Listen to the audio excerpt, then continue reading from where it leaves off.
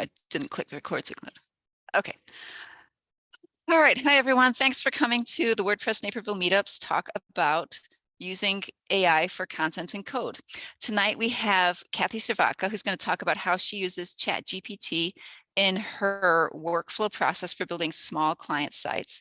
And we also have Matt Gilliam, who's been using a number of AI tools for about a year now. And he's going to talk us through Jasper Writer, ChatGPT, if it's going to work for us tonight. It's a little little twitchy sometimes, and Midjourney also if we have time. Please keep yourself muted. We have a lot of people here and chatter is going to be confusing. If you have any questions, post them in the meeting chat and we will be taking breaks for questions. And also we'll just, I'll be keeping an eye on the chat and I'll be able to shout your questions out to the presenters as we proceed. I'm going to make this full screen so we get a better view, and now you can see Cathy and you should be able to see her slides on ChatGPT for writing website content. And Cathy, you are unmuted. Are you good to go? Not unmuted, but now I am. All right. Did you mute? We don't want echoes. I know I've lost my cursor again. Here we go. Okay, Cathy, take it away. All right. Hello, everyone. Yeah, so I am not by any means an expert on ChatGPT, but I have been finding it really useful for a lot of different things for writing, because I'm not a copywriter. That's a special thing. Nancy Burgess knows that. She's worked with me. But I do use it for my super simple basic websites. For those of you who don't know, my background is that I work with voice actors for the most part. And a lot of the people that come to me are brand new to the industry. And so they have no content, they have no experience, they have nothing but a couple of demos and their name. So I have to draw information out of them and then create content for that. And these end up being one-page websites, which, you know, we know are not really going to get found on Google, but everybody who's a voice actor has to have a website because it's the only place that anyone can go to listen to their demo. So even if it's just one page, they have some place to send people. So that is where I'm coming from. So I use these worksheets and I'm going to show them to you. And if anybody's interested in getting a copy that they could adjust to maybe be used in their own workflow, I'm happy to share them. I can give them to Claire and maybe she can post them somewhere. It's 2 Word docs and one of them is more about just questions about branding, but I don't put it that way to them. I just ask them questions that will draw out branding information for me to use. Basic, super basic. And then I have a worksheet that pulls out information like what kind of services do you see yourself offering as a voiceover? Give me a little bio about you. Tell me about your equipment, that kind of thing. And then I have to turn that into something that looks good on a web page that's readable. So it was stressful before this, it was pretty stressful for me because I was trying to just take their little sentence fragments and words and short answers and make it into text for the web page. And doing that, I just don't have the bandwidth for it to do it right. And these are people who don't have a budget for copywriters. So we're talking, just bare bones stuff, but it's $1,000 site. And if I can get it done in, a day or two, yay me. So this is just a little background. I like this little timeline, so I left it in there because it came with a template, but it is now 2023. And ChatGPT just came out in November 2022, and it is rocking it. It's crazy how much it's taken off. People, it's just nuts. And you all know probably that Microsoft has a big stake in this, and they're adding it to all their products and everything. So it's just blown up basically overnight. My understanding is that currently ChatGPT data is only as recent as 2021. I'm sure that's probably in the process of changing. And as time goes on, of course, it will become more recent. But so that becomes important for things like if you were actually using this to write a term paper, shame on you if you are. But if you're writing something where you're hoping ChatGPT is going to give you a lot of facts and stuff, be careful, check those facts, because they come right up front and tell you it might be wrong. The information might be old. So there's that. ChatGPT was created by OpenAI as an openai.com. Somebody asked me what GPT stands for, and I didn't know, so I just put it here. Generative Pre-trained Transformer. You don't care about that, but in case somebody asks you, there it is. And then watch out for lookalikes, because I did a search in DuckDuckGo, and I just searched ChatGPT, and it brought up another website. In addition to OpenAI, it brought up another one that was called ChatGPT something. And I went to it as a different logo and a different look, and it had a little chat window, and it was terrible. And I thought, this is not the same thing. They just are, I don't know if they're using an API. I don't know if APIs are available yet or not, where you can just use the tool within your website. But anyway, go to the real deal, openai.com. I'll show you how to get there. Some negatives of ChatGPT are that the data draws from 2021, so it's not completely up to date. There can be errors in the content. They state that right up front. And not guaranteed to rank well. Some people say Google will dock you. I don't know. I hear stuff like that all the time, and I always see the worst sites getting ranked up on the top. So I don't know, but it says, because Google has their own AI checker, for lack of a better word. And so it can tell pretty much if it's AI or not, and then it supposedly will downrank you. So part of my process is to get the response that I want from ChatGPT, check it, and there's some detectors, AI detector tools that I'm going to show you, and then fluff it up. I used to say fluff it up, but it's, you know, editing it and trying to make it more human. After you read the responses from ChatGPT for a while, you start to feel, there's a feel for the non-human part of it. I don't know how to describe it, but it's like a little bit generalized or generic feeling. And even as a human, I can recognize that. So you have to adjust the text with your human brain. Google has AI detectors. We already talked about that. So these are the tools that I use to test my content that I come up with. So once I run a question, it gives me a result. I could test it right then and there and see how it goes. Most of the time it's going to come back as AI. A lot of times what I'll also do is take part of one of the, because you get several responses, I take part of one and part of another, put them together, and then I have to adjust the words to do that. And that's enough to make it a human piece of content. So these little links right here, I'm going to show them to you, but they will show you what detectors are seeing, if it's human or not. I try to get to 100% human. Try to be 100% human if I can. Or some of them use a grading system, so I try to get, you know, in the upper 90s, I guess. So first you run when you test it, your first run will most likely show that it's AI generated, although you'll see that some of mine doesn't do that because of the words that I use, but usually it's going to come back and say this is AI. So then you rephrase the wording yourself using your manner of writing as a human being. Then you rerun that and you basically keep editing until you get human. This is so weird. It's weird, I know.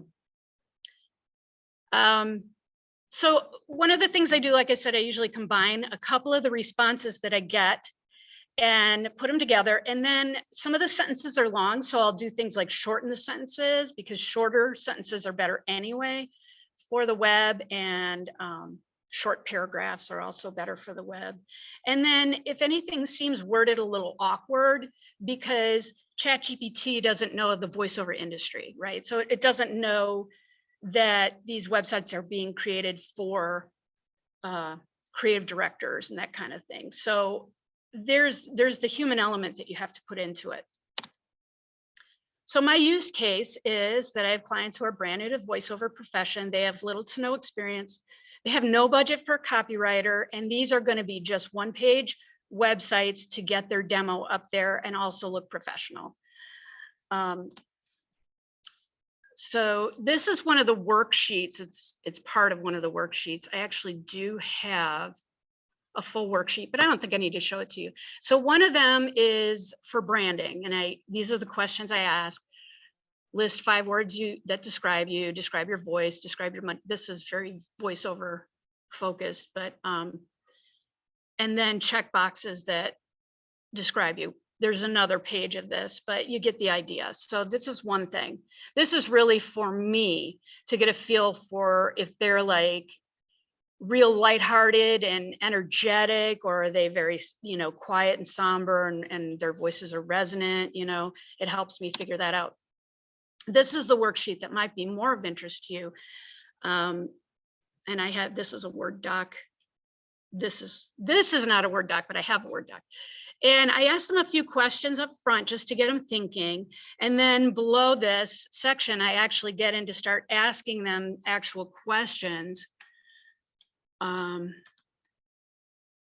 you see that? So I just wanted to show you this. So briefly, what exactly do you do as a voice actor? This is where I'm trying to pull information out of them for content. What value do you bring to your clients? What is unique about your voice or the way you are as a person? These are the kind of questions that everybody who is running their own little business, even if it's one person, needs to be asking themselves. You need to know your why. You need to know these kind of things for yourself. So just take out voiceover or, your voice and think about your business and what you want it to say. One of the examples I'm going to take is farther down. Well, that's okay. So here's one that was just completed by one of my clients. And you can see this, they just type in their answers underneath the questions in the Word doc. And that's the information I get. So let me go to the next one here. Here's a question from that worksheet that you couldn't see. So I asked them, what value do you bring to your clients? What is unique about your voice or the way you use it, you are as a person? And I give them a little bit of example, like you listen to what clients say, you meet or exceed deadlines, that kind of stuff, trying to pull information out of them. It's harder than one would think. And the answer I got for this guy was the short bullet point version, which is exactly what I don't want, but high quality audio, fast turnaround, great communication. And then he wrote a sentence. Bruce has a rich, deep, resonant voice that focuses on bringing a script to life and creating an emotional connection with the listener. Well, that's an awkward sentence right there because his voice doesn't focus to bring the script. He does. It's awkwardly written and there's just little pieces, right? So I need to make that into some kind of content I can use to talk about his service and why they should hire him. So I have screenshots here that we don't need if I can get into ChatGPT. I am going to highlight this text and I'll explain it in a minute. Oops, come back. And go into, I'll show you how to get into ChatGPT. If you haven't, you just go to the OpenAI website. You just type openai.com. You don't need all this other stuff. And it'll bring you to this page.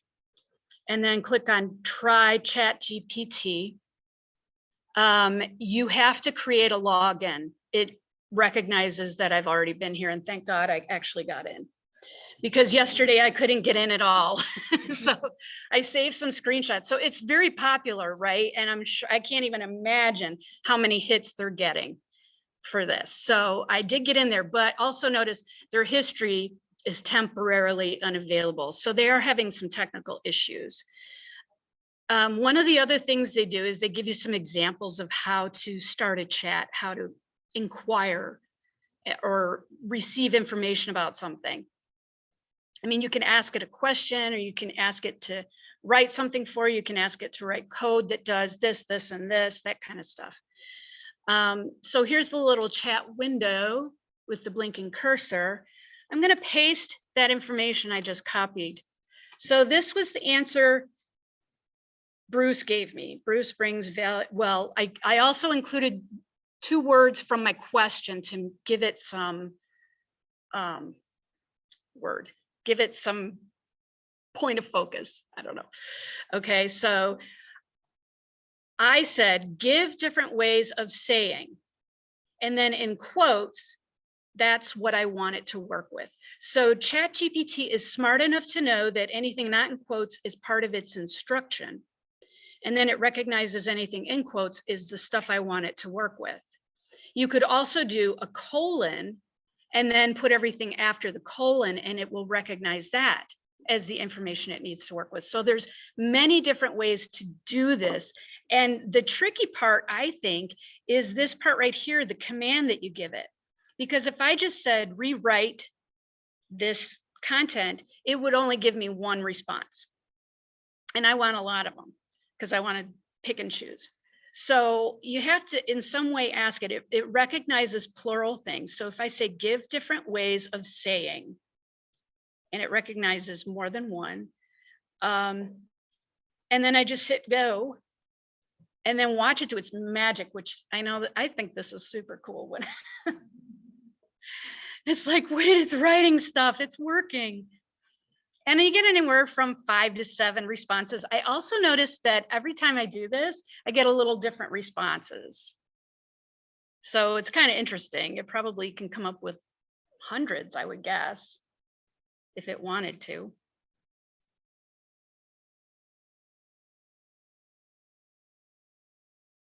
So it's writing everything that was in the quotes in different ways.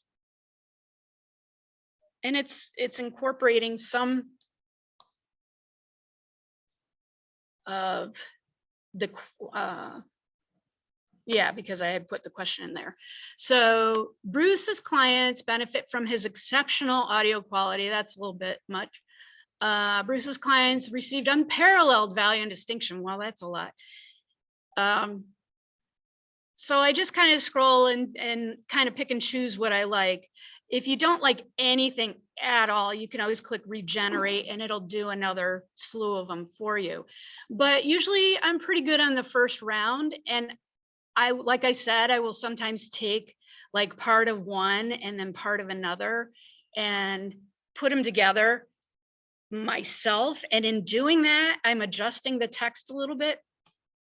But let's just take number 6 here, and I'm going to highlight number 6, copy it, and I'm going to go check it in those 3 AI detectors that I was talking about.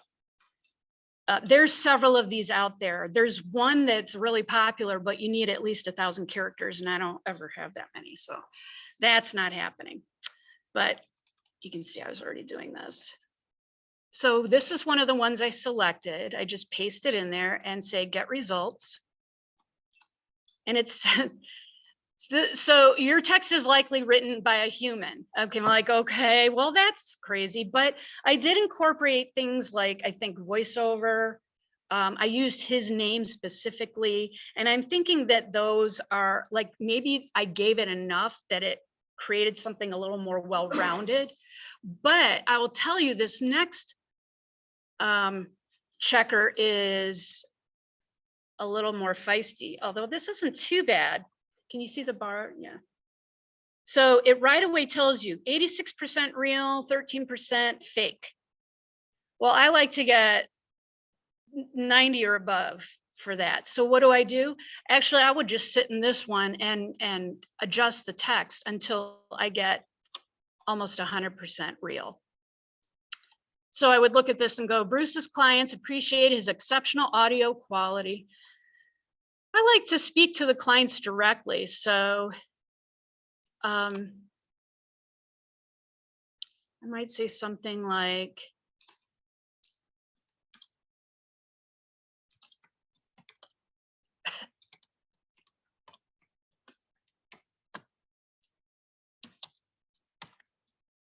so it's just a little different. As a client of Bruce McCready, oh, it went down. That's hilarious. It's probably because of this like prepositional phrase. It didn't like that.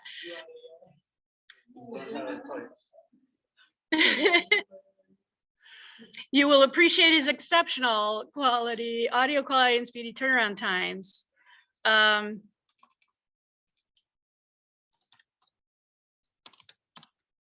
He has excellent communication skills. And I'm going to break this into a second paragraph. I don't know if it cares, but I'm going to. His deep resonant voice brings your script to life. I'm going to say your script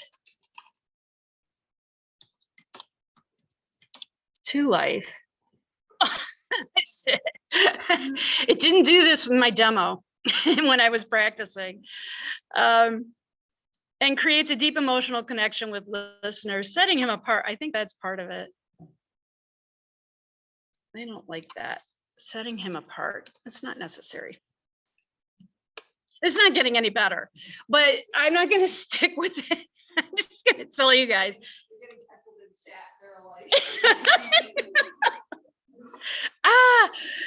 Seriously, you guys, I worked on this yesterday and today, and I'm like, I retried and retried so many different things. But honestly, every time I do that search, it comes up with different responses. So anything I worked on before is, stop heckling me. That's not nice. This is the last, this was the original text. And it says, it's 98%. So two of them say it's really, what? It's hit or miss, right? So what people are starting to create lists of what are the real difficult ones to win over. So I would say like the other two are easy, right? But this one is clearly got something against me. So I'm just saying I would actually sit in here and keep working on it. And it's not as hard as it just appeared. Because I played with this with a couple other pieces of text and I got it right up to like 95% human. And so that to me was good enough. What if I go back to ChatGPT? By the way, if you didn't like those, I think I said you can regenerate and get more responses. But what if I take the same question? I'm going to copy it and paste it down here. And I'm going to say, I'm going to get rid of that period. I don't know if that matters. And use the words voice over.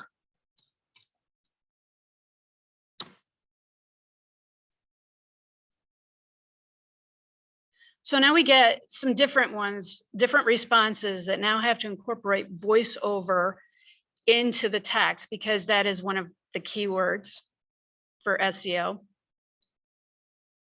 So it's just, the idea is that you can say, take this text, write something from it, give me some options, and also make sure you incorporate my key phrase. And here's my keyword, and it'll figure something out for you. And so Bruce's voiceover service provides unparalleled. I don't like that word unparalleled. It seems to like it. Voiceover tier. Bruce's voice, stop that. Exceptional value and uniqueness with quality audio, rapid turnaround times, outstanding communications, rich resonant voice. I kind of like this one. Oh, doesn't like the triple click. All right, I'm not gonna beat a horse to death here, but I do want to try one more time. It's bad. So that was directly from ChatGPT. So I would sit there and rewrite that. I also might go ahead and pull some text from some of those other responses and put it in here and just start massaging it a little bit. And as much as this sounds like a lot of work, it really isn't. It's just a lot because I'm explaining it. But this just saves me so much grief and, like I said, bandwidth, because you're trying to be creative against a deadline, and I'm not good at that. I'm not good at that kind of work. So that's what people like Nancy Burgess are for, copywriters. But this is, again, this is for, these guys don't have that kind of budget. So that's what's happening here. All right, back to, so uses I've used ChatGPT for writing web page content, including headlines, body text, and even slogans. So I did actually pull a slogan from one of the responses I got and put it on his web page. It's now his catchphrase there under his logo. So that's pretty sweet for branding for somebody who's not a brander. Writing scripts for podcast episode intros. So I got 1 foot in and 1 foot out of my podcast, which is going to be for freelance web designers. And for the guests that I have, I need to say an intro about the person, about the topic. And so I've been using it to write those scripts for me. And then I just, massage them a little if I need to. And that's what I read for the intro. So that's actually pretty sweet for me as well. Again, because there's a lot to a podcast, and I'm still trying to get caught up on all the behind the scenes stuff. So this stuff has just really helped me save time and angst. And so my next foray will be into CSS. And no sooner had I typed that than I thought, hey, let's do this.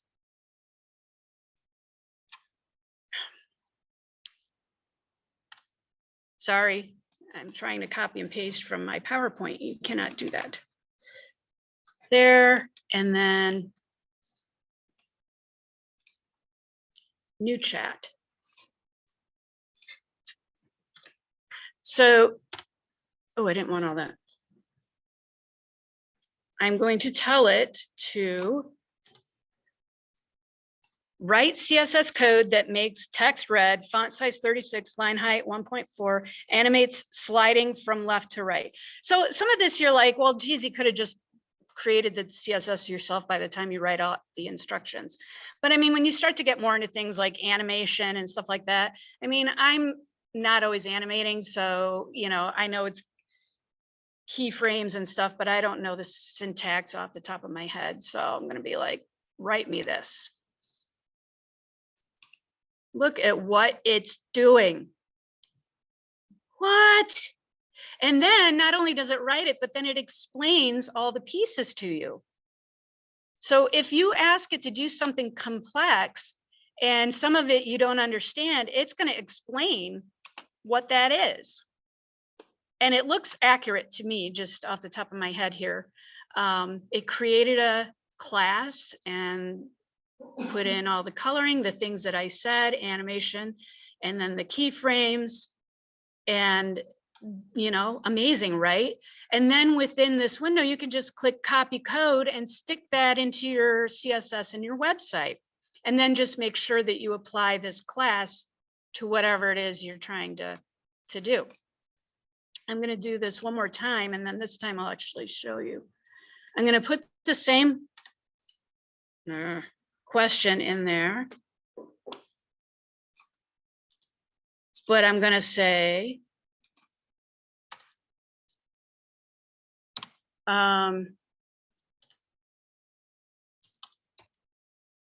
turn text to blue. We'll see what that does. I get different responses depending on how I word it. Oh, we're missing the fun part. It's down here.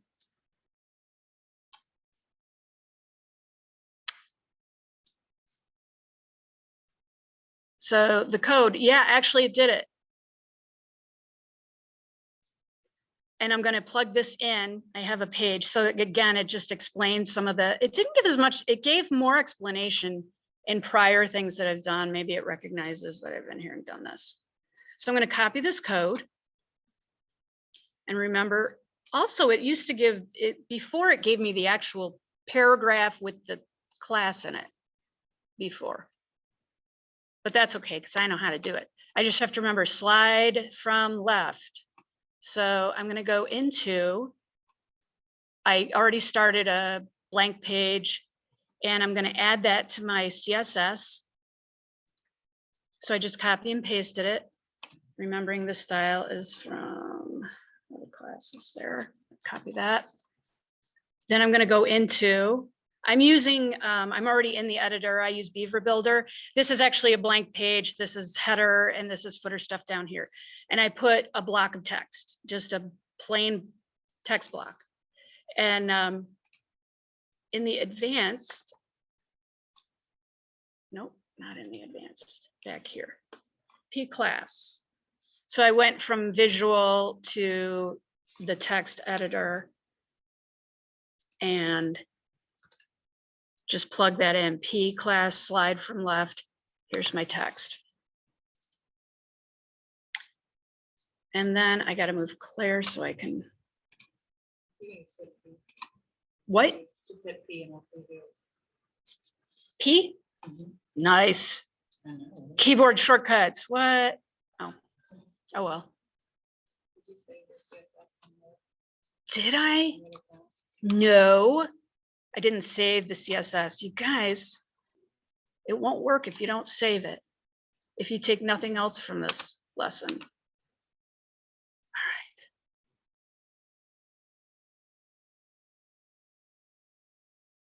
right. It didn't turn, did it? No, I asked it to turn blue.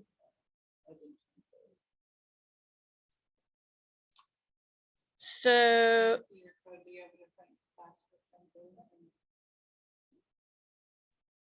oh, it's not inside it. So what it did, this was something I was struggling with too. It actually created the blue as a separate class, and I don't want that. So I have to redo this again and say,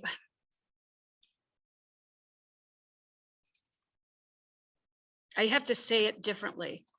So this is all, you know, I'm still learning this stuff, you guys. I am. So from, and then how should I say this? Animate sliding from left to right. Text, what? And turn the text blue on the final. Turn text. They're a fickle bunch, aren't they? No, I'm kidding. Thanks, guys. We've all done demos. We don't know. I know demos, right? Ugh. Okay, and text to blue or turn text to blue. Make text blue. Make text blue. Well, I'll know right away if it didn't do it. I should have looked at the code. Because it should incorporate the blue in this. There it is, the 2. Sweet. See if it'll keep going. See, this has got more explanation. And previously when I did this, it actually gave me the paragraph. No, still not going to do that. That's okay. I'm going to copy that code, go back into my CSS.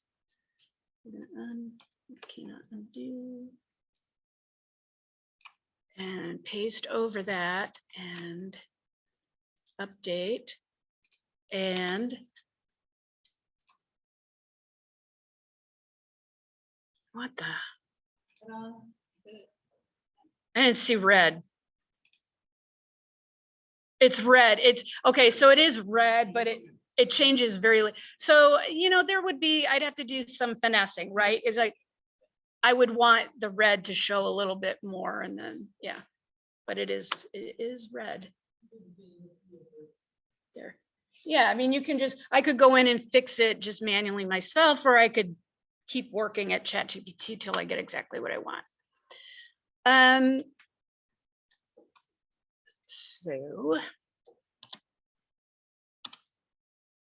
Summary.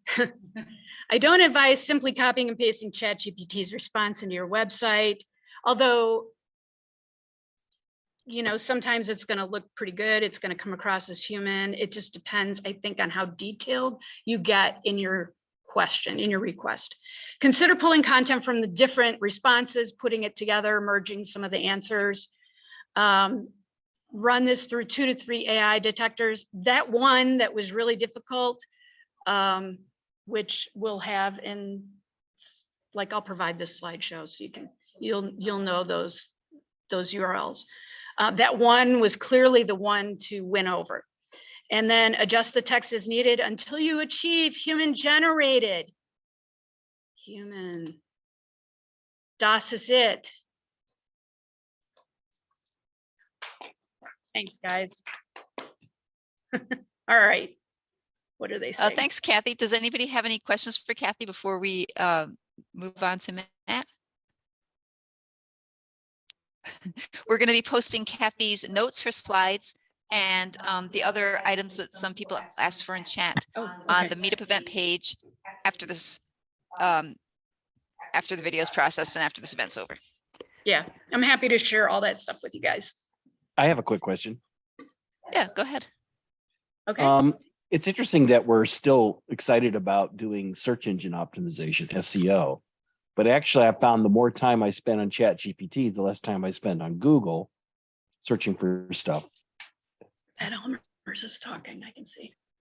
Can you hear him? No, I just see it's, I saw his window was Cathy highlighted. can't hear you, but yeah, Pat is saying that the more time he spends on ChatGPT, the less time he spends on Google. So he thinks it's interesting that we're so concerned about SEO with our AI generated content. There's kind of a, it's like there's like a changing of the guard or a switch in how we use the internet. It's a total change. And I didn't mention, but Bing has already incorporated this into their search engine, which, you know, whoever used Bing, I never cared about, I never paid attention, and I don't use Edge, but they now have Bing Chat, Bing AI, whatever they're calling it, plus. It's set up like a chat window on the side of Edge, Microsoft Edge browser. So you really do have to look at your searching differently. You have to, it's a paradigm shift for sure. It's going to take some practice.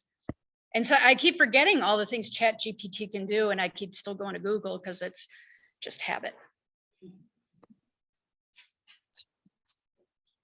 Okay. Well, thanks, Cathy. We're going to get Matt hooked up here in just a minute.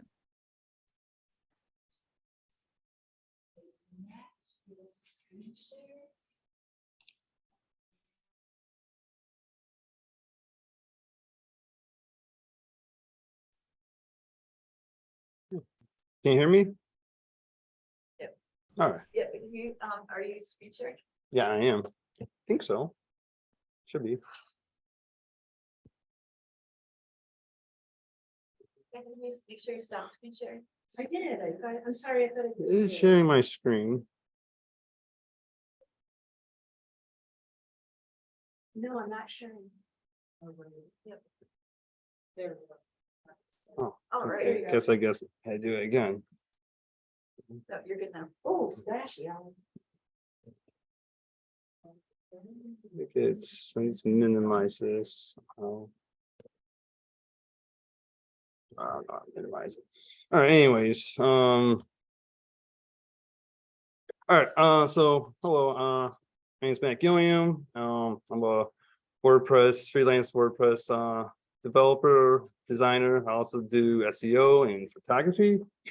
I understand it's a hot topic right now. I'm surprised there's so many people here, you know, so I just honestly hope that Terminator was a movie and not just a documentary. So Yeah, right. So anyways, let's get into it. So over the past year, I've been using AI tools such as Jasper Writer and a few others to help write content for some of my clients' websites, social media, and other marketing materials. I mainly do WordPress design for small business clients in the local area in Naperville and surrounding cities, and most of them are like service people to larger companies. All have like, you know, like budgets too, of course, and some I can hire copywriters to, others I can't. So this is actually these AI bots and whatnot, these writers have just been almost like a godsend to me, because now I can take the little bit of content my clients give me, I can throw it into the AI content writers, and it can generate paragraphs for me, you know. It's quite wonderful. So, and also in the past few months, I've also been using Midjourney, which is a AI image generator, along with the new AI chatbots such as ChatGPT that were released last November. And I'm here to show some examples of how I use AI tools and explain some of the advantages that come from using AI to help develop content, code, and images. I'm going to try and keep things simple, focus on the basics so everyone here can get a good understanding of how AI can be used to create content, code, and concepts. So Cathy pretty much went over what is GPT-3. We know it's open source software, generative pre-trained transformer. It means it's natural language model that uses deep learning to produce human-like text as well as images. Essentially helps create website copy and other content. And you can save time, money by producing content quickly, though it's not perfect. So make sure you fact check everything. You know, I even try to have it talk about itself, and it doesn't even know about itself half the time, you know, so yeah, check those facts. Version 4 is coming out soon. I actually recently read about that a couple of days ago, that GPT-4 passed the medical bar exams with flying colors, which, yeah, it's just amazing to me, you know. Like, what's this thing gonna do next? Did it? Okay. Is it out now? I don't think it's out for everyone yet. It's on the wait list. Okay. All right, so some of the tools I use on ChatGPT, I've been starting to use that and discovering like what I can do, all the different things you can do. You can do like make your content with it, you can make code with it. I use Writer to write some content, headlines. I actually use mainly Writer for their plagiarism checker. You can actually sign up for Writer for free, and their plagiarism checker is free. Other places like to charge lots of money for their plagiarism checker, so that's definitely worth checking into. Jasper's AI writer, I use them, mainly use them as I find them to produce more natural human-like text. And they also do long form contents, and they give you like a document writer so you can write like lots of content. And then finally Midjourney, that's an image generator. There's a bunch out there. I personally like Midjourney the best because I think it provides the best results. I mean, definitely still not perfect. They just came out with a new version that's supposed to fixes like fingers, and instead of having like 8 fingers per hand, you know, it's supposed to be 5, you know, but still not perfect, but it's definitely getting better. So on ChatGPT, it's free, $20 a month for the premium. Writer, you can just go ahead and you can set up this writer.me, is a website. So you get 10,000 words per month. Premium is only $9 a month for 100,000, which is it's pretty much a steal for that price. Jasper is a little bit more, $24 a month, but Jasper also has their own chat bots. They had their data is actually up to date. They use Google search results data within their chat bot, and you can also tell it to provide you with source links too as well. So if you're writing like a blog post or whatnot, it's good to have those authoritative links like going outbound to other websites. And Midjourney, $10 a month, gets you about 200 images. You can actually sign up for free from Midjourney. You get about 25 images you can render out. I use the $30 a month for unlimited relax.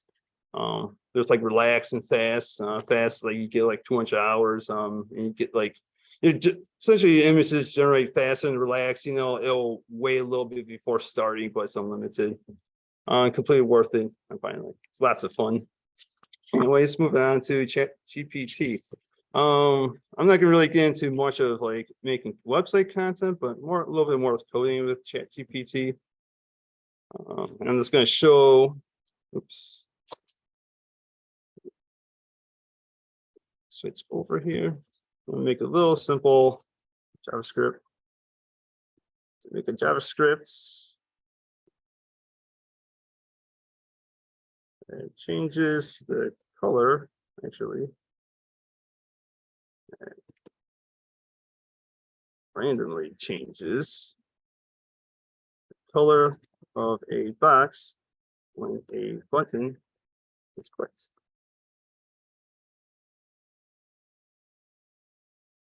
I tried doing like form software and whatnot, and that's just something else. PHP, I would love to demo it, but you know, it's possible that I'll just break my website, and you know, I don't want to go there. So this is actually pretty neat, so I can do it. And you can actually regenerate. I've regenerated this like many of times, and it has spelled like a different way of doing this each time, and it's quite interesting. Yeah, actually, they do. Most of them work. Some of them kind of omit some of the CSS for the size of the box, and you just have to add that in there. But I'm just gonna go ahead to my site. I'm gonna hit edit. This is just Gutenberg. You can just add a simple HTML block. You know, I can go in here and just type in HTML, hit HTML, and give you a little HTML box. And I just go ahead and paste this. Actually, I'm gonna remove HTML and body script. Actually, don't need that. Don't need. Actually, do need a style. Actually, you know what? Let's keep going and see what happens. Usually they separate them, you know. That's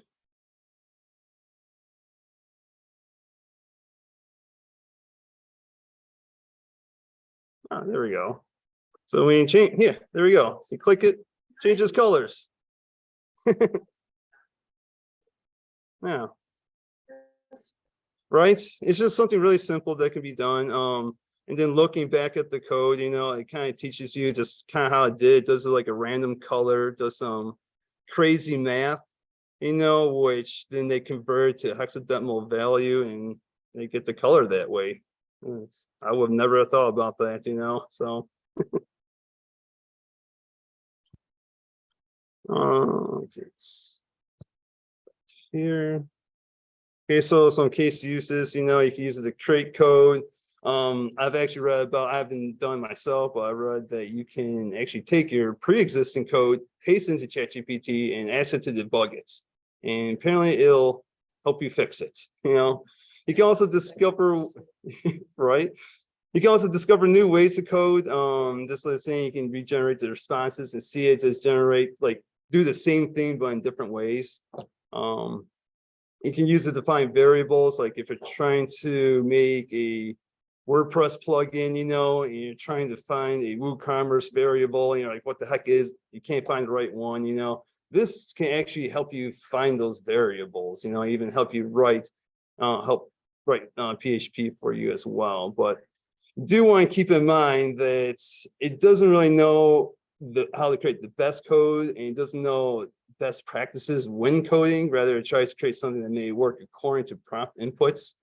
I was trying to make like form software, and even though I was making forms, websites, it was telling me it's completely insecure, so I have to put in the secure keyword in there to tell it to make me a secure and form. So it just makes it bigger and bigger, you know. I have to, it wants me to input PHP in different places and stuff. So it's like, wow. So if you give it simple stuff, it'll give you simple answers. If you give it more input, it's going to make it more complex. Of course, test everything. And I think this is just a great tool for programmers, and not just for writer's block, but for programmer's block. If you're trying to figure out how to start to make code, you know, this can definitely help you launch you in the right direction. Questions? questions on that specifically. Oh, well, Sure. I don't know if you want to read it or whatever. So do the premium AI programs, are they better? Do they get better? Yeah, Jasper doesn't do code just yet, but it has like up-to-date Google search results data, and I found it to just provide more natural language text.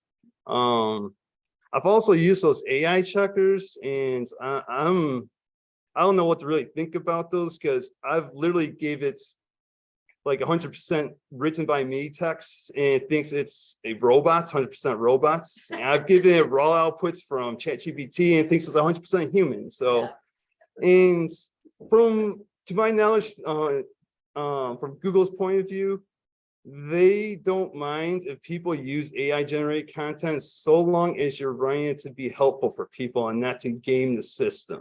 You know, you want to make sure you're running content that's helpful towards people, you know, that and not just blowing up with keywords, you know, making it hard to read.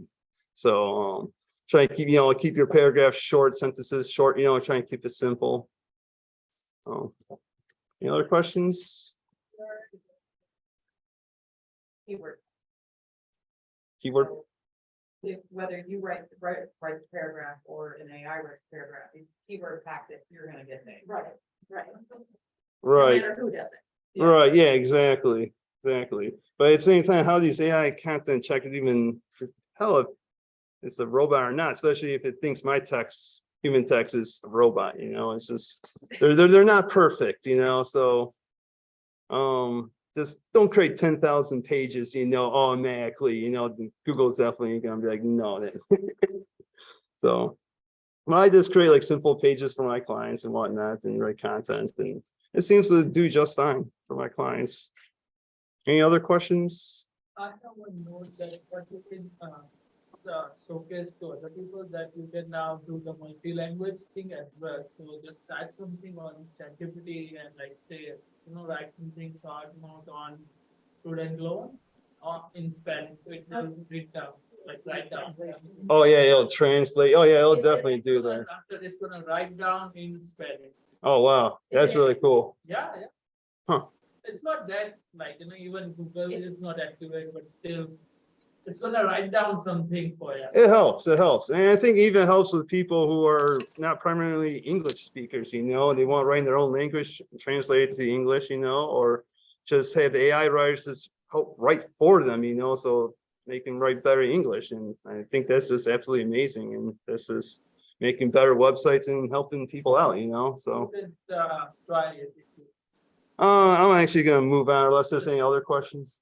Somebody's asked you to demonstrate Midjourney, so. Oh, I will definitely get there. I want to actually demonstrate Writer and Jasper. Oh, Hey, sorry. can you hear me? Satish. Yeah, Hi. can you hear me? Yes, I can.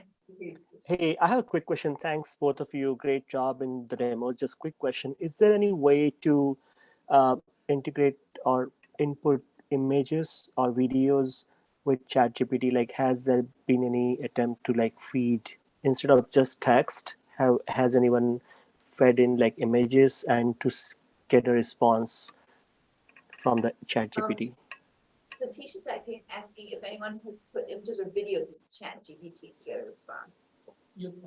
Yeah, I don't think you can put images in ChatGPT. I haven't tried. How would you attach?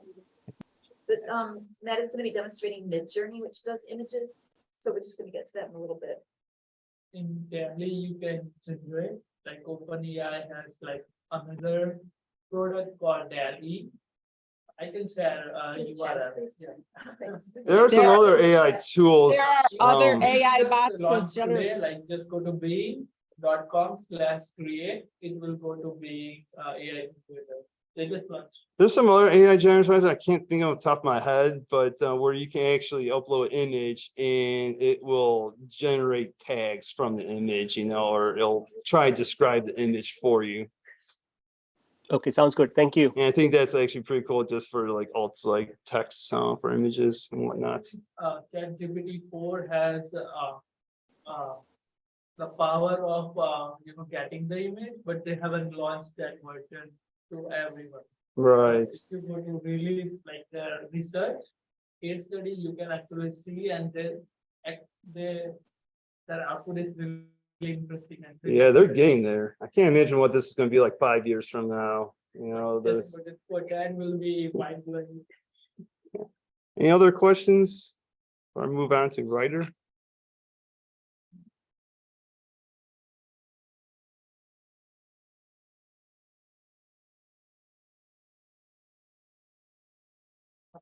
Good to go? Okay, cool. All right, writing with Writer, free to sign up. You get 10,000 word generations per month, free placeholder and checker. That's what I mainly use it for. When you write stuff, you can highlight text, give you like a little like menu where you can choose different options. Use cases, blog ideas, outlines, call to action headlines. It has like a little keyword idea generator. And I recently found out it can generate images as well. Of course, fact check everything and do keyword research. We do a little demo on it. So this is Writer here. You can create a new document. I'm just going to name it demo. On the left side here, they have use cases. You can choose like different templates.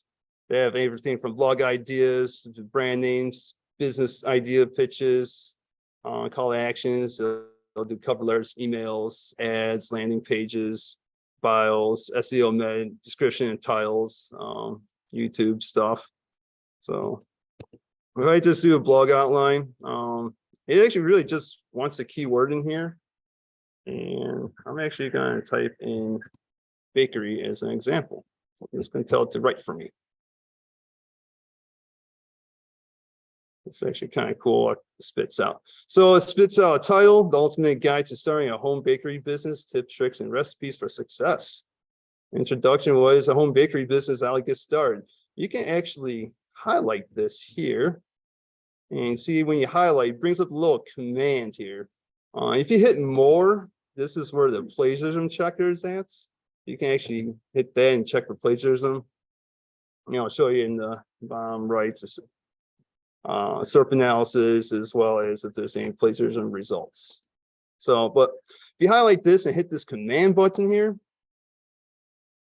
it'll actually write a paragraph for you using the keywords that it came up with. I think that's pretty amazing. You can just go ahead and do each one, and it'll just write for you.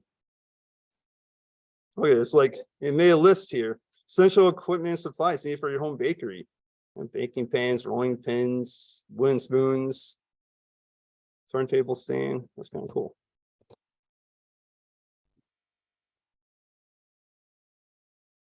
See what it does with licensing requirements and legalities. So obtain a business license, food handlers permit, food service license, secure a DBA, and obtain any necessary zoning permits. I'm sure there's probably some other things in there that's missing, but that's not a bad start right there. This one, hit command. Marketing strategies, they say create a website and a blog. It's interesting. But with any of these AI tools, I like to use this as like a starting point to my writing. No way I'm going to copy and paste this and this is my final. I'm definitely going there. I'm going to fact check. I'm going to add stuff. And if this is for our clients, I definitely want their eyes to see it before I publish it to make sure what I'm saying is true to their business and what they do and what they offer. So like you can see, like within about what it was like 5 minutes or so, I was able to make a little blog post here, or at least get one started. You can also do call to action as well.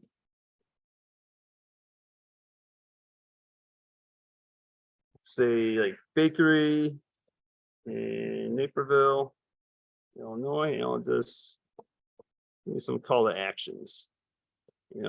Taste the sweetness of Naperville, visit our bakery today, get your sweet treat fix in Naperville's favorite bakery. Indulge in sweet tweets, visit us today. That's not too bad, and you can keep on clicking on, just keep on generating, which is pretty cool. You can also generate keyword ideas. Apparently, you can extract keywords. So that's even cooler. Actually, I think that's it. There we go.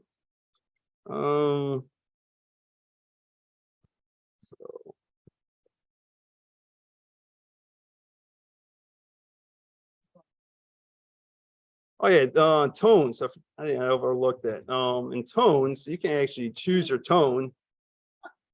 you know, depending on how you want it to sound, casual, you know, formal, funny, humorous, you know, joyful, worried, urgent.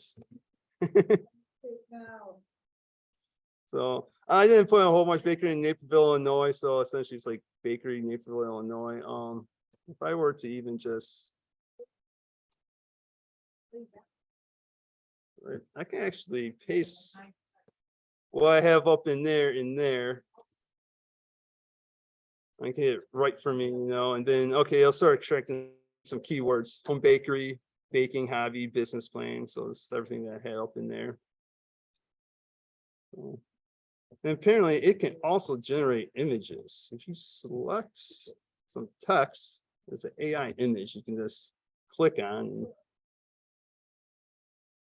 and give it a moment, and it'll actually generate an image from that text. What?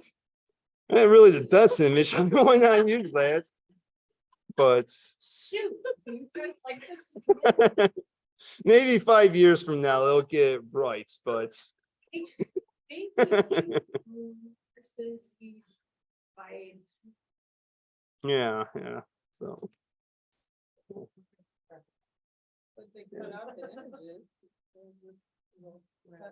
Hey, Matt, there is a question. sure.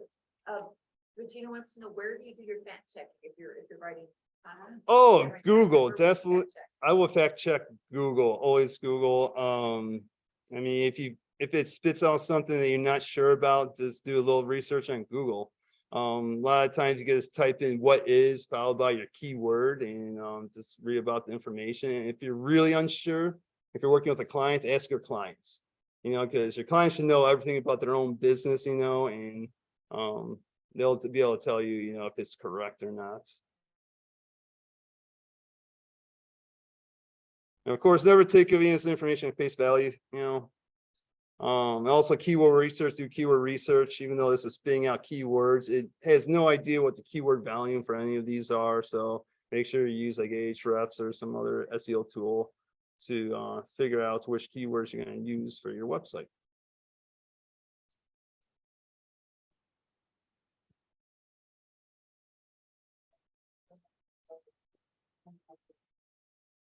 It does.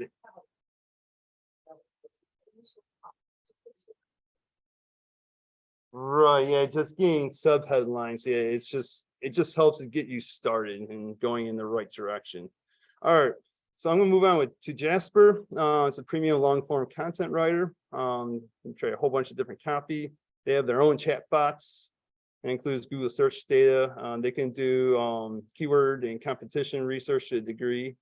The chatbot's currently in beta, and it currently doesn't count towards your monthly words allocation. And it's also included in the $24 a month starter package. So you can just take that and just use nothing but their chatbot if you really wanted to. I also use Grammarly plugin, which is free. I use that for Chrome. And so everything that AI writes, you know, Grammarly will double check it and make sure the grammar is correct. If it's not, they'll let me know and I can change the grammar up. With a little Jasper demo.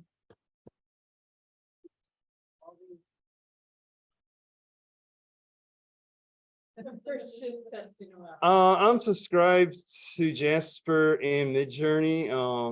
Midjourney is more like, I mean, I just have lots of fun with it, but I also in my side time, my free time, I also create artwork from it. You know, I'll create like 2D outline characters, you know, and then I'll bring them into Adobe Illustrator. I'll trace over them. A lot of times they can't get hands or feet right, so I have to like fix that stuff, you know, and make sure it looks correct. And you know, but it's really good for like conceptual design. It gives you just an idea, somewhere just get you going, you know. Just I'm gonna move over to Jasper. Okay, so with Jasper, you get like all these different like templates.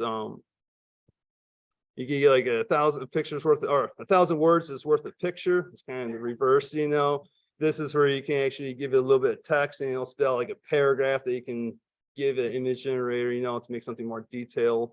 As a content improver, you can actually take any piece of content from online, paste it in there, and it will completely rewrite it, where it's completely unique.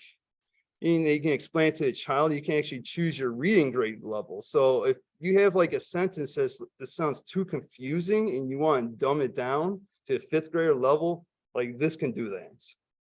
And I'm sure, I guess, thinking about a lot of this stuff, you probably can ask GPT to do the same thing, like, make this text and reading at 5th grade level, and I would imagine it would do it. So it does Google business posts, bullet points, product descriptions. It does SEO, meta titles and descriptions, website headlines. It does marketing frameworks. It does Amazon products. It does bios. You can do stories, questions, ads for Facebook, Google. You can have it generate FAQ. You can do emails. You can just do a whole bunch of stuff with this. It's pretty amazing. So I'm going to demo with a content improver here. I'm actually going to do something about bakeries. So I'm going to say, what is a bakery? I can scroll down. I can see like Wikipedia here. Bakery is an establishment that produces and sells flour-based food baked in ovens such as bread, cookies, cakes, donuts, pastries, and pies. So if I take that and just paste this in this content improver. I don't think I copied it. Let's try that again.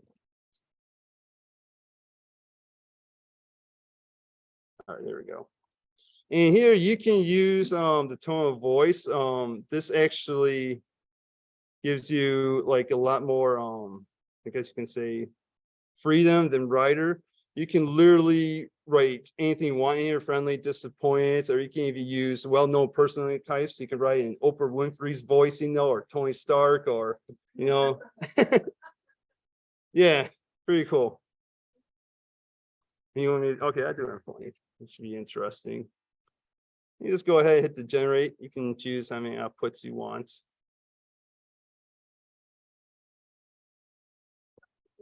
Regina asks if you suggest Jasper for someone who's just starting If you're just starting out, I recommend experimenting with Writer because that's free.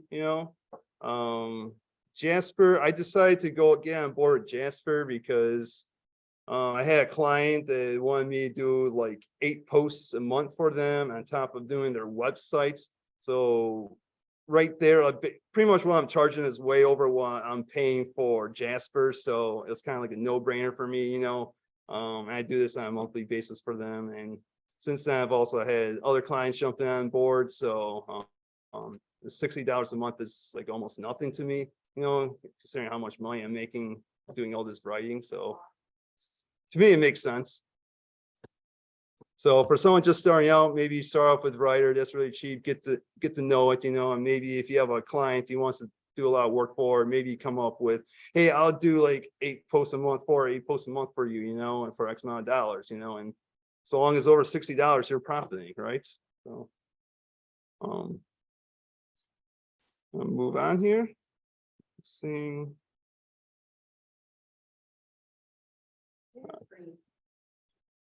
On the left side here, they actually have chats.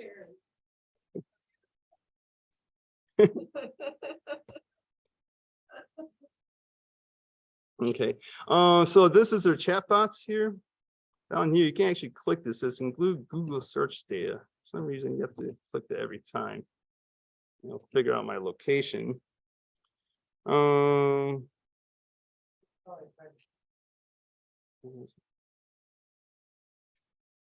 Okay, so with this, we can actually kind of do the same thing with like the content improver, where we can say rewrites this example. So instead of it giving us like something longer, it's gonna give us something shorter and more unique.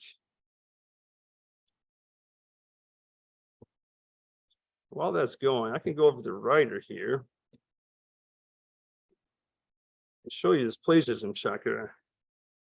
So if I type this out, select it, plagiarism. Of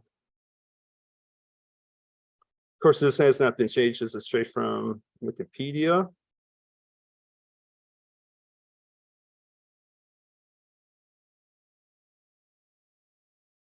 There we go.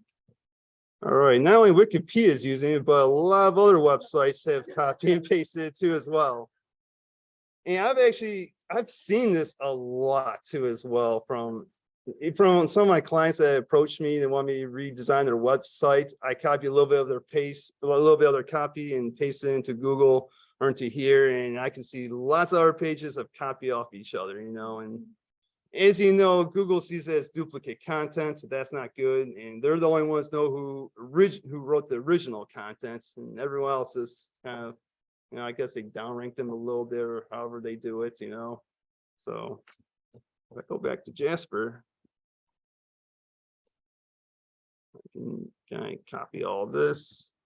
I go back into Writer, paste it in there. More, do a check on that. And then no matches were found. So it's able to create, and I've seen this almost every single time with this. And only very few times have I seen it's like pop a some percentage with the plagiarism checker. Otherwise, it makes unique text all the time. They also, with the result, it gave me sources. Like it's a TripAdvisor, review Baker Square restaurants, Naperville DuPage. So it's actually doing local SEO research for me in a way, you know. Just it doesn't exist. Oh, okay, so it's probably slightly older data that is using here too as well. I guess it just uses all the data, you know, regardless if it's good or not. We can also use it to do a little bit of keyword research as well. So I can say, give me a list of 15 keywords from the top bakery websites in Naperville, Illinois.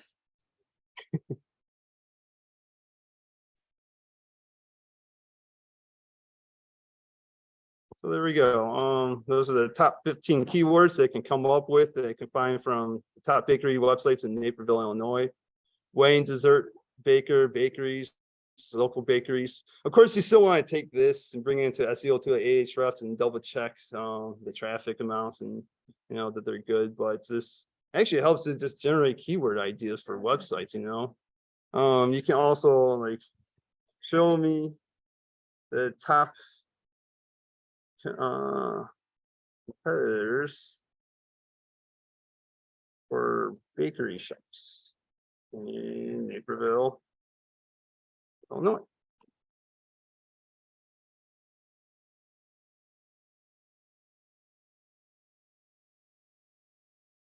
So I know, okay, now all these are in Naperville. I think Nothing But Cakes, that's in Naperville, or obviously Roller Cake and Cake Supplies not. So it gives me some ideas, and I can actually click on these, right click, do like a simple search, you know, see if the business actually exists. You know, I'm like, okay, it actually exists, you know. Of course, this is in North Carolina for some reason, but I told it Naperville, Illinois, you know, but it tries. So I kind of use this source here. These are the top 4 bakeries in Naperville. So page not found. All right, so here, that's why I say take this with a grain of salt. Fact check everything, just make sure stuff is correct, you know. Just do a simple Google search, you know, and usually you can find the answer pretty quickly.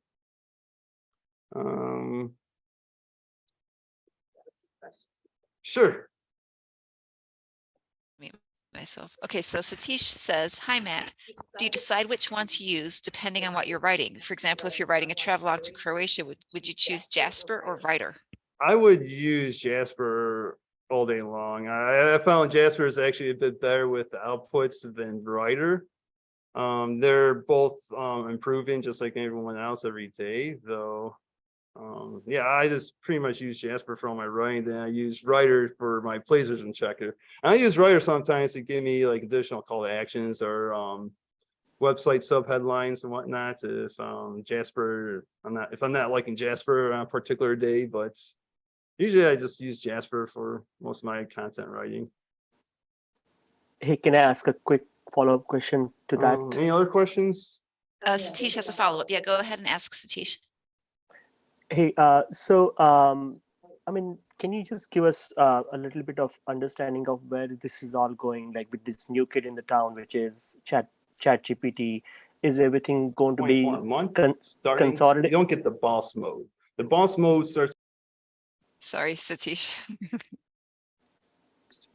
Sorry, Cathy jumped in and asked a question. So you want to know you want an idea of where Matt thinks this is yeah. going for the future. Yeah, like what are these different sites that we just saw are eventually going to, use ChatGPT, or like, or are these in parallel? Like, are they working independently, or like eventually it's all getting consolidated and we'll be having ChatGPT is the final Google, which will take data from everyone else, and then we'll have these as, additional modules. Okay, that's an interesting question.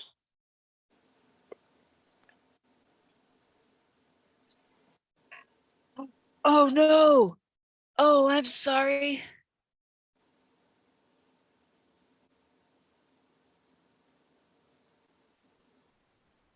When did I get unmuted? So you might want to start over. Okay. Or where did I start over from?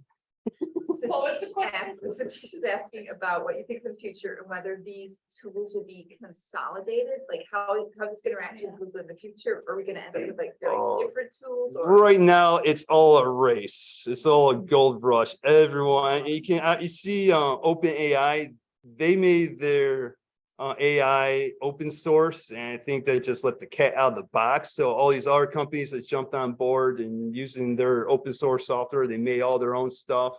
And Google, Facebook are just, and Microsoft are like, oh my gosh, we need to do something. And I'm sure they just put a team together, and they're just throwing money at it to get this stuff up sooner than later. But we need to see what they're going to be offering. Adobe also just came out with their own thing too as well, called Firefly. So we really have to see.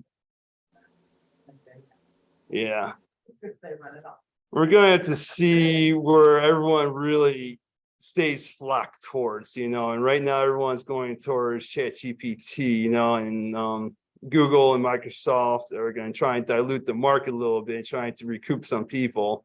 But we really need to be able to see something from them. I'm sure Google's really wary of having their own AI content writer, because they don't really want to say like straight up, yes, go ahead, use AI content for everything, And if they were to provide a tool to do that, that almost says like to allow people to do that, So I'm sure they're trying to figure out how to navigate that, So it'd be interesting to see what this Google Bard does and its limitations, what it can do.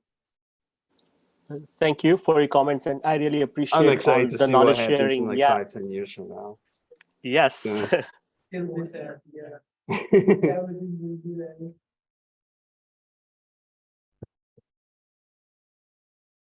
Have you been using all these AI tools prior to ChatGPT coming out in November? Yes, I've been using them since like the fall of 2021. Oh, wow. I've been testing since then, like November of 2021. That's when I first got wind of it from like a YouTube video. I started testing it out, and I'm like, wow, this is amazing, and I started putting some packages together for my clients and started pitching ideas to them. And, I ended up started selling some of my packages, and I'm like, okay, bye. And I've been, sticking to it ever since. My clients think I'm a pro writer, and I'm like, great, I got C's and D's in English in school, so this is amazing. But at the same time, it's like this past years I've been using Jasper so much. My own writing hasn't improved, and I do actually a lot of my own writing. I think that's why some of my own writing fails AI checkers, because I'm almost writing how Jasper writes in a way, or how other AI bots write, and but a lot of the writing being used is like, especially with these AI content writers, they use the active tone of voice. Most 80% people use a passive tone of voice, which is really boring. Whereas the active tone of voice keeps the user engaged within the reading, and that's one big thing I really like about these AI content writers, and it also helps me to train to learn how to write my own active speech content too as well. Just that you could say that active and passive. Mm-hmm. Any other questions if you want to move on? Yeah, we have a question. Is any one tool better than the other? Are there some specific features which would work better with one tool versus others? A lot of that comes out of personal preference. I see Writer as a plagiarism checker, I use that mainly for that. There might be some other tools that come out that might be better than Jasper. But I've used other ones like copydate.ai. That's another one. They charge per output rather than per word counts. I found them not to be too bad, so that's actually a decent alternative. Writer is more affordable. I just find Jasper to write better content than others. So other people might have different opinions, so it's up to you. Just test them out, see what you think, what you like. I'm going to move on here. I just want to just create a new document here. I'm just going to do like a one-shot blog post. Right, blog post in like 5 minutes or less here. So in Jasper, this is essentially the boss mode. You get a document writer here. You can name your documents. You can write article. You can give it a little bit brief content description, tone of voice. You can input up to 3 keywords that you want to use throughout the content. Up here, you can access the chat bot if you want, any chat to output, you can have it just bring it right on over. It also has a power mode. In this power mode, you can see all our templates are on the left here that we can access, In addition, they have workflows here too as well, which are pretty nice. Some of these workflows, like if I go like blog posts, you provide some context. You just hit generate and give it a little bit more content. It generates, and by the time you're done, this will generate a blog post. And they actually have different ways of generating blog posts. The one way I really like is actually one-shot blog posts. It's actually in the template list here.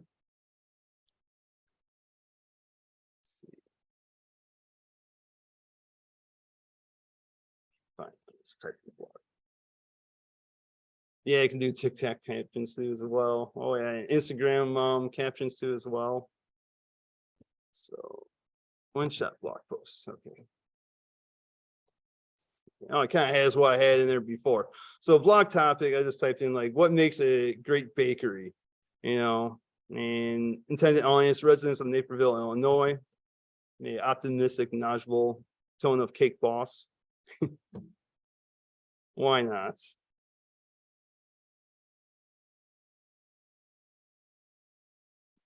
So then here, I can actually hit this double arrow. I'll make it just pop over on the right for me. Go back in like focus mode, and I'm like, all right. So it gave me a title. I can do a little bit of formatting, so it's easier to read. These all H2s.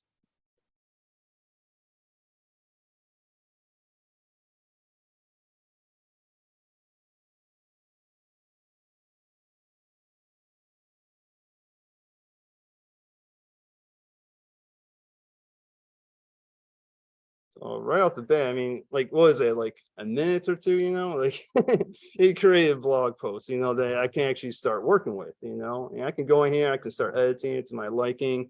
And one really cool feature about the boss mode is that right down here, you can have it start composing. You can hit compose. You can choose short, medium, or long length, and I'll make it start writing. You can keep on hitting this button, and it'll just keep on writing for you. Now, at times it will start like copying itself. And they do have a workaround with that. If you use 3 asterisks, it won't read any of the content above that 3 asterisks. So it'll start generating new content. You can also write a command, like say write a paragraph All right, actually write a bullet list about this great bakery. And it's gonna start there, just that's where my cursor was, but I'll give you like a bulleted point list here, quality ingredients used to make all baked goods, tasty, impressive looking products. And it doesn't sound all the best, but this obviously can be changed around to your liking and whatnot. That's pretty much I can create a blog post really quick, or at least get started on one really quick and have a lot of content to work with.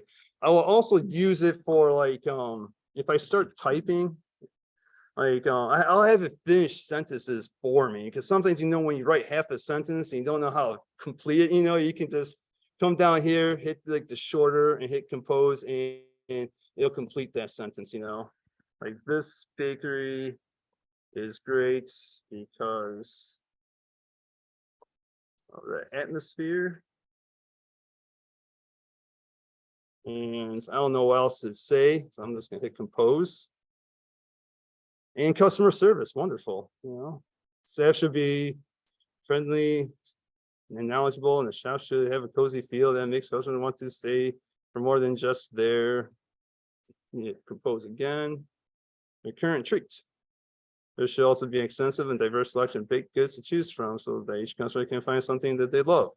That's not too bad. Just for writing half a sentence, and it just finishes off the paragraph for me, So if I go back to power mode, like I said, there's just like, you can do like landing pages with this. You give it some content. You'll do like a hero section, you give it key features and benefits. And it just has these nice workflows, these nice templates to just help you create whatever content you want to make. Oh, I also want to show, like, you can also highlight any of this text, and they have this rephrase up here. If you click that, it'll rephrase it for you right here. You can actually hit try again, and it'll keep on trying. It'll keep writing it. You can copy it. You can tell it to replace it. They also have this like little smiling icon. This is explain to a fifth grader, where this will literally dumb it down to fifth grader level. So Naperville, Illinois is famous for the delicious treats made by its best bakeries. That's really simple. It's renowned for its delectable baked goods crafted by the city's finest bakeries. So that literally just makes it so much easier to read, and more simple. Oh. It's absolutely wonderful. So you can see here, and you can work on a piece of blog content, and instead of just trying to figure out all yourself, you can use these AI content writers as a tool to help guide you in the right direction and make awesome writing articles and content for websites. Questions? Kay asks, is the content ranking? The content ranking, content that I've written for some of my clients that do SEO do rank. I make sure I do my keyword research and make sure I have those keywords in there. I actually use wordcounter.net as one of my tools, where I'll just copy and paste my text in there. It'll show how many characters and words I have. It'll also show my keyword density, like how many times I've used a keyword on that page. It'll show one keyword, combination of 2 and 3 keywords. So it gives you an idea of how often I'm using a keyword. And if I'm using a keyword too much, I'll go to something like wordhippo.com, which is like, it does synonyms. So you can put a keyword in there and you'll find alternative words. And then you can take those words and do keyword research and see if those are worthy keywords to use in place of the one keyword you're using over and over again. Because Google definitely likes when you use similar keywords, and synonyms. That's definitely a good thing to use. So as for content ranking, and I found it definitely works for me. I have one client, I have like over 1,000 keywords ranking on the first page of Google, and they couldn't be happier. And you continue to get them to get their pages to rank. They actually have an e-commerce store, so I write all their product descriptions. And I found that actually most people with e-commerce stores don't write out product descriptions. And that's like the easiest thing you can do to try and get yourself to rank, you know, write out a description for your products, you know. And if you're using like a copy and paste, like I know a lot of people use like places where they resell stuff. You resell their own stuff, and they give you a catalog with images and descriptions, you know, and people just reuse that stuff and it's on a million different websites. You can take that same content, put it to Jasper Content Improver, and it'll rewrite it, be unique, and you can throw it back in there. You know, you're done less than a minute, and you know, other than doing some fact checking, you know, it's, you know, you can change like the whole face of your like your website and how it ranks and how Google sees your website online too as well. They'll start seeing, oh, you have unique content that's different from everyone else, you know, and they'll see value within that. So long as it's not like a ton of fluff. So you still want to make sure you put facts in within your content, you know, to help people out. Because, you know, ultimately at the end of the day, we're here to help people to find the information that they want. Any other questions? Yeah. David asks, is there a way to specify writing content for SEO? Is that just what you're talking about with defining the keywords and checking them? Right. Yeah. You can tell it to write me content, you know, for you put Naperville, Illinois in there, or you can tell like the chat to use certain keywords as well. And also within Jasper, you can put keywords over here, you know, I can say like bakery or Naperville, you know, and it'll make sure it'll include these keywords in here as it makes the content, you know, but I make sure I bring it up to like the word counter just to check my keyword density, you know, make sure it's not overusing any of those keywords, you know. Nancy Burgess asked a while ago, do your clients know that you're using AI tools? They do. Just out of curiosity. They do know. I do openly tell them I am using AI tools, you know, to help me write their content.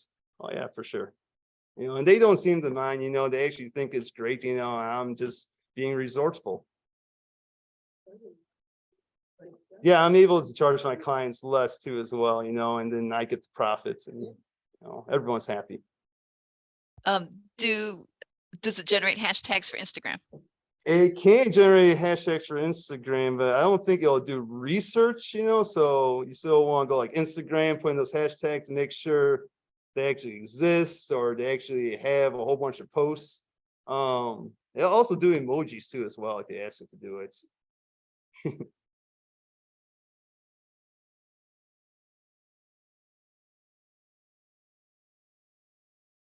Good.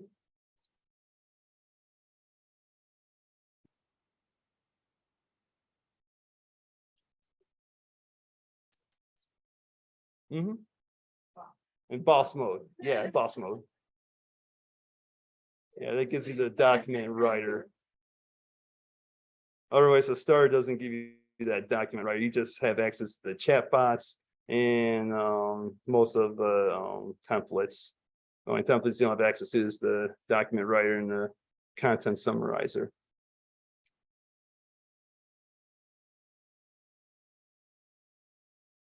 You think we're going? Okay, cool. All right, we're gonna move on to Midjourney. You know, this is a really fun one. When I first discovered Midjourney, you know, I spent the whole weekend up all night just generating tons of images, you know, just seeing all the different things you can do. I went on one time like 4 or 6 hours or something, just doing celebrity mashups, you know, just think of any celebrity I could think of, you know, and putting them in different roles and, you know, fun stuff. Like Brad Pitt. You probably could. You probably could. Actually, with Midjourney, you can upload an image of anything you want, even of yourself, and you can give it a prompt and have it change it around, and it'll output. Nice. Yeah, I've seen some people do that. They'll upload like their profile picture, you know, and tell them like, put me in a different pose or something. It'll do it. You know, it doesn't look fully correct, but it tries. It tries. So Discord, I know it might be a little bit more advanced because you can do a little bit more than just going to like Dolly or something, or you just a website and prompt. It requires Discord to use. For people who don't know what Discord is, it's free. It was originally used by gamers for text, speech, and video chatting while gaming. Past several years, other companies have jumped on board, where they'll have like their whole team even have meetings on Discord or whatnot, and there's a lot of like bots that are on Discord as well, and Midjourney is one of them. You can actually like invite the bot to your Discord, or you can message it privately and talk to it privately, and you can have it output like different images that way too. The free version, it doesn't require a credit card, gives you about 25 jobs, but you're limited to the newbie section is what they call it, so you can see everyone else's images. If you pay for the $10 a month plan, you can actually message Midjourney and you'll do it privately. I'll show you that in a minute. So I use this natural language text for image prompts, like on the right here, photo of a cat wearing a whimsical outfit. That was the actual prompt to create that image, Yeah. Yeah. People were dressing up their animals. Yeah. I'll also use Midjourney for inspiration for design layouts and ideas for websites and whatnot. I'll also use it to try make like characters and whatnot, pull into Illustrator, and I'll trace over them, and fix them up and make sure they look great. It's great for concept and abstract art. So one thing I've noticed Midjourney is really good at is abstract arts, but that's because it's abstract, so of course, don't look too close. Images are not perfect, even though that cat picture looks awesome. I can see in its left ear, on the right side, I can see the hat's kind of going through it. So it's not perfect, but it looks pretty good. All right, all images in my presentation here were created by Midjourney as well. Yep. So Midjourney, this is their homepage. Down the bottom right, you just click on join the beta. Now I'm already logged in here. It'll actually ask you to sign up to Discord, which is free. So once you're in, this is kind of like the interface here. Actually, if you get the free version, you'll end up seeing something more like this.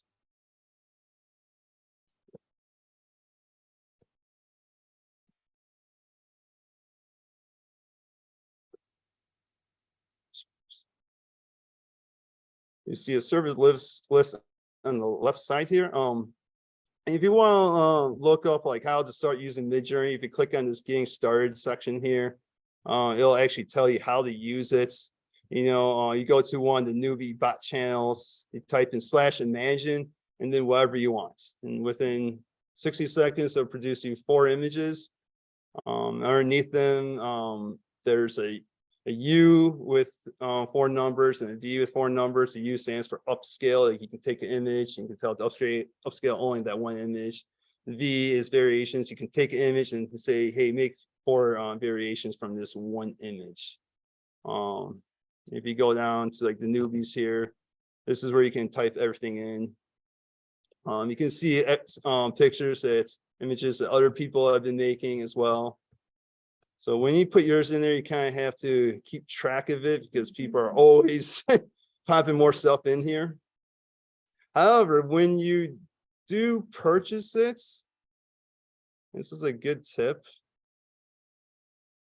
Point up at the list on the right side, just a lot of people.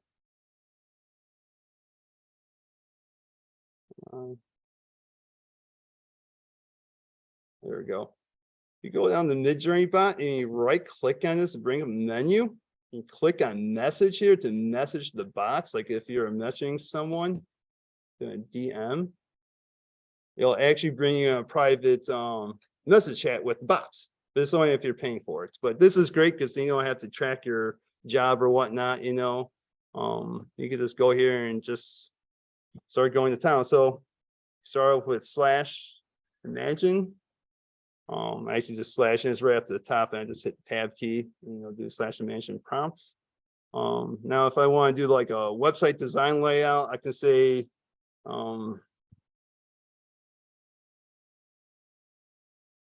website design homepage layout for a bakery. And I can also tell it what colors to use. I can say like gold, blue, and pink colors. Enter, I'll send the command over. Give it a second, and it'll start rendering in a moment here.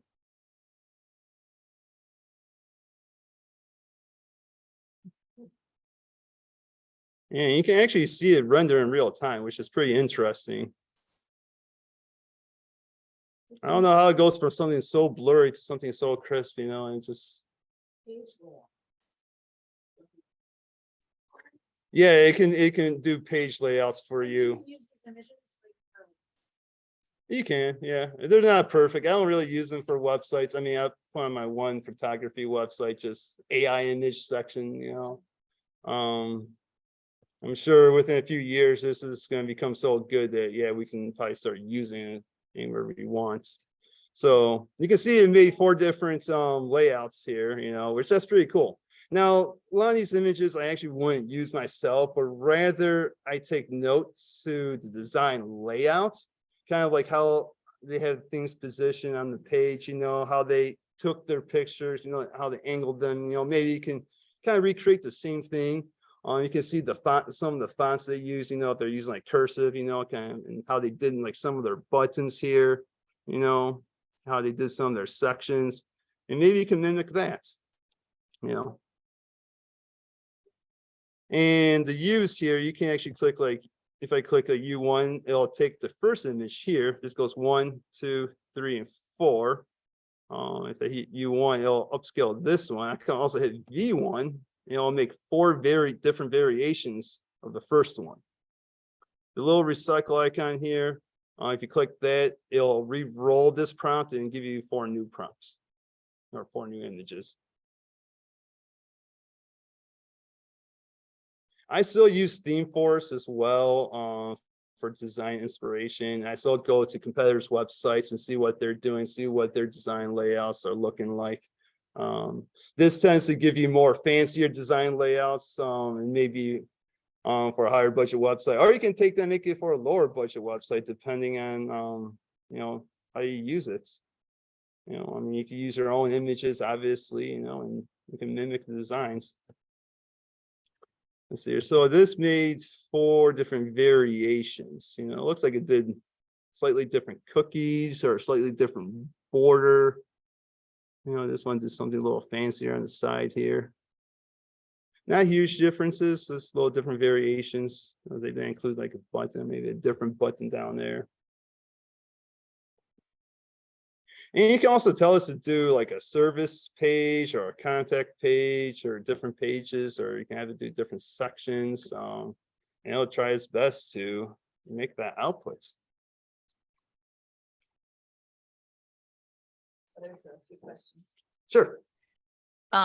Tay was asking on that first page you showed with the landscapes and the town, was that a collection of your creations or was that an example from a public group? Oh no, yeah, these are all mine. Yeah, like this right here. Yeah, this is, I actually made this probably like just before starting this, actually, this presentation. And it's a colorful painting of downtown Naperville, Illinois.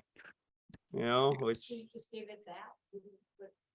yeah, I literally only put colorful painting of downtown Naperville. I actually used some different I forget what they call these things, but like augments or whatnot. But like you could do like --AR, and that stands for aspect ratio, the space, and you put in your aspect ratio 16:9, you know, so it'll make a 16:9 image, you know. Or you can do like 4:5 and make a 4:5 image, or 5:7, you know. This --V5, this actually uses the version 5 of Midjourney. I think they're currently using 4 if you just use the default text prompt. But if you put in V5, it'll use the version 5. And it'll actually give you slightly different results. And there's actually different modifiers that you can use. Like there's --test and --test P. They all give you like completely different results too as well. And Also, if you go to like the getting started page in Midjourney, they'll actually tell you like the whole entire list of things you can do, because you can tell it to be super creative, like go off the rails, or you can be like really specific. You can also do it like -- no blur or no people or no whatever you don't want in the image. You can actually tell it to exclude things from an image, which I think that's pretty cool.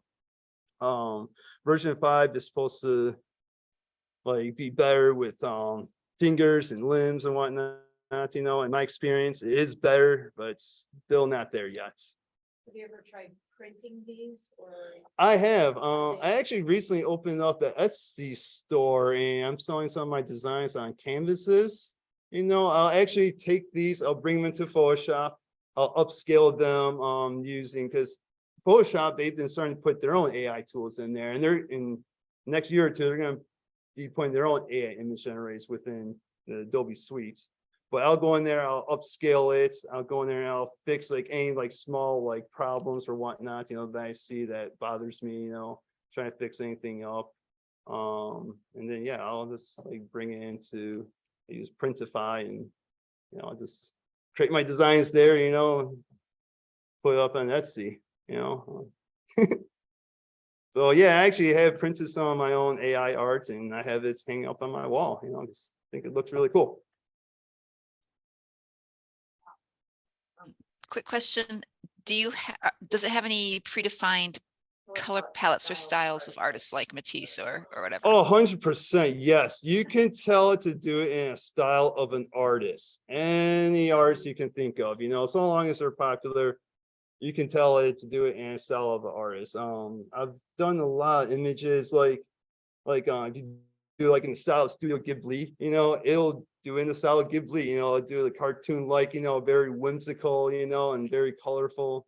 Yeah, and matches the style. Or you can do it in style of Bob Ross, and he'll do an oil painting as if he were to do it.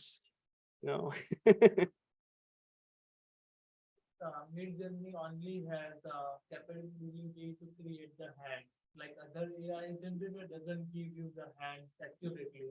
Right, yeah, it doesn't do hands very well just yet. The version 5 definitely does a lot better job with it. I've gotten some good results. I've also had bad results. I think they've tried to make a program and say, hey, do 5 fingers. I've seen it do like 5 fingers and a thumb. I'm like, okay, that's 6, right? Yeah.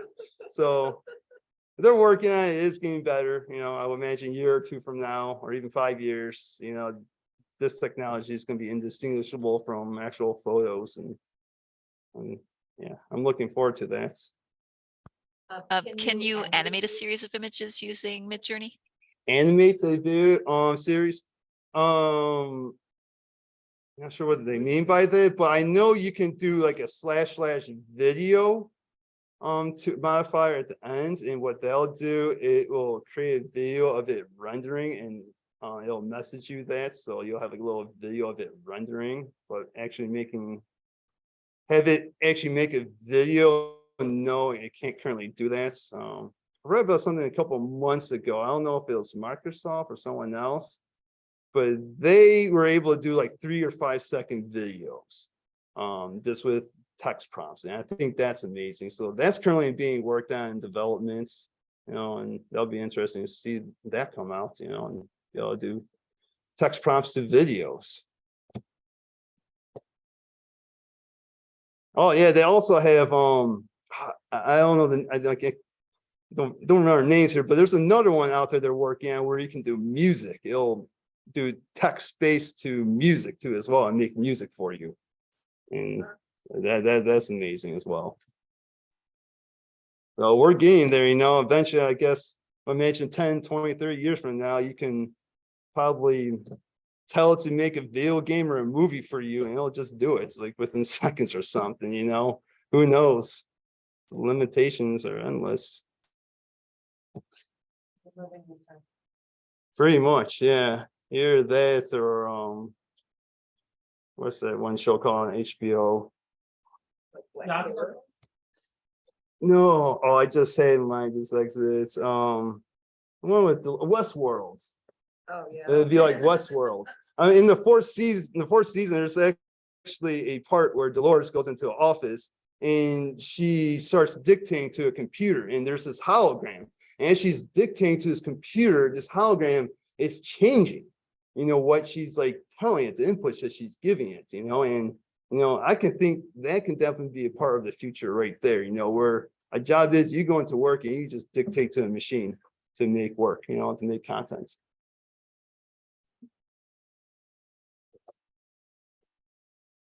All right.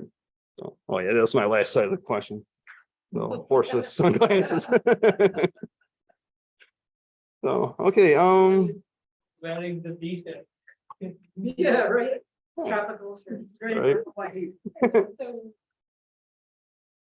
So So in conclusion, AI tools can be used to quickly create content, code, and visuals for a variety of purposes, from chatbots creating code to image generators creating graphics. AI is changing the way we create content. And with AI, it's possible to quickly create interesting pieces of content, code, and visuals without having to spend hours creating them from scratch. Thank you for your time, and I hope this was helpful in understanding how AI tools can be used to create content. If there's any other questions, otherwise, welcome. Okay, discussion with,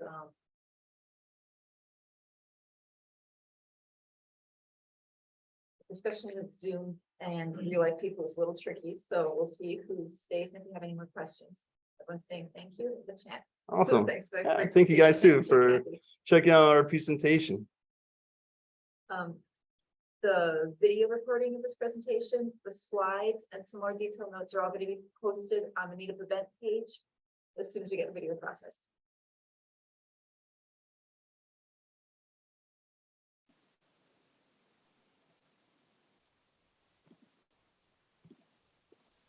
Hey, can I ask a quick question? Like, can you talk a little bit about your next meetup? Like, is it going to be something in the same line or different? Teacher's asking about the next meetup. That's a very good question. We don't have a plan just yet. Is it going to be something in the same line? There's certainly a lot of interest about this topic, but we are a WordPress funded meetup. So adjacent, sort of adjacent to WordPress websites. But we are certainly open to ideas. In fact, if you'd like to join our Slack channel, please post your email address in the meeting chat and I'll send you an invitation. And then we can discuss future meetup topics in our Slack channel. That's great. WordPress anniversary party. Sorry. The 20th anniversary party is Okay. coming. Oh, So you can apply to WordPress.org and get lots of stuff. That's a good idea. I did not know there was a 20th anniversary. Yeah. It's on WordPress Slack channel. Oh, wow. Well, we will definitely be 25. looking into that. 20. Oh, 20. Oh, May 27. wow. Yep. Good idea. Then I've been doing this do you longer see than I Julie thought. has her hand up? Yeah, hi. Yeah, hi, it's me. Can you hear me? Yeah. Hello. Yeah. Oh, thanks. Yeah, thank you, Naperville, for this wonderful webinar. I really learned a lot. And I was wondering, Matt, do you have a website or YouTube channel to connect with you? Yeah, Matt, do you have a Matt, website look. channel or YouTube or Yeah. YouTube channels connect? We should all mute and then turn on the volume. So that people ask. Yeah, I turned on the There you go. volume. Oh, could I repeat my question again? I heard you, Matt. Or somebody asked Matt, We have a YouTube channel or something. or to get in contact with you, Matt? Oh, to contact me, opticcell.com or Could you type it in the chat? mattgilliamphotography.com on both those websites. What was the person? Opticell, OPTICCELL. And on chat, so people gonna find out. Oh, yeah. They are curious about you. Sure. We can include that. Thank you. in The post-show notes as well. Yeah, we'll Post-show notes, post-meeting notes. Yeah, I have not even been looking at chat this whole time. You are chatting with me. That's right. Just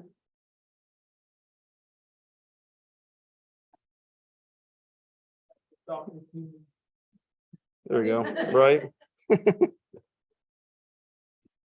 this gonna put us on? It's gonna give us more work. Yes. Eventually, or? It's a tool, you know, it's not a replacement. Now, I mean, it's brand new, but You're always a gonna year, need 2 it, years, even if 5 years from now? Content writers, I think, are still a bit better than some of these AI tools for sure, you I know, mean, even the graphics and stuff. but the research, you For know, now, for now. till they make it like a Wix kind of thing where, you know, do it yourself. Yeah, but we're still in business and Wix exists. Just I because feel like you that- can do something doesn't mean you should. No, I always say that. Because it's so. We are gonna assist all of the robots when they do their thing, and we're just gonna. No, We're not doing that already. And I use Wix as an example, just saying how people now can do a DIY website without any real understanding. This is probably ultimately become user friendly. Oh, yeah. You still need to know a lot of basic sentences. Right. Wix, so a lot of people use Wix, they're not web designers. But they use it. And how many of Just those like can Canva. be built in WordPress? I'm seeing some cool stuff out there. Have you lost work to someone doing their own thing? Um, Okay. Not that I'm aware of. Yeah. I guess I wouldn't know. I have sent people, I want them. I have sent them this Thursday, because that was actually the best solution for them. Except for they don't own their data. They don't have I access always to their warn them. database. I always Yeah, warn them, that's- if you wanna move somewhere else, you're on a block. Yeah, So, to bring this that's with you. huge, yeah. I'm sure this is so exciting for the people not in the room. Yeah.